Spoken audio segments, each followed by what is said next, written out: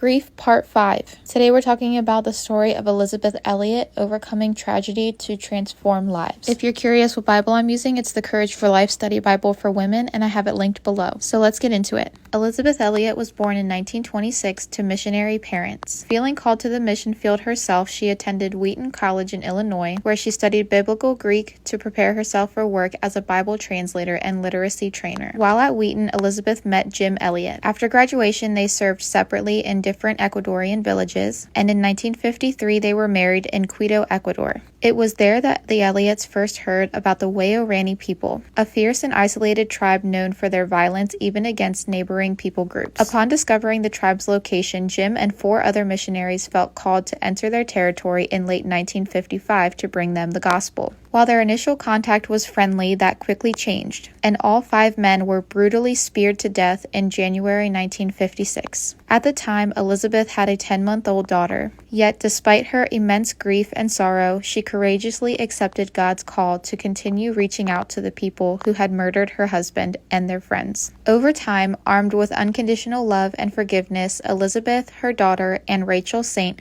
the sister of Nate Saint, one of the murdered men, lived with the Waorani people and turned their hearts to Christ. It wasn't what they said, but what they did that made the difference. In faithfully forgiving and living like Christ among the Waorani people, they eventually helped bring an entire tribal group into the kingdom of God. We will all experience pain and suffering in our lives. When we do, we have a choice.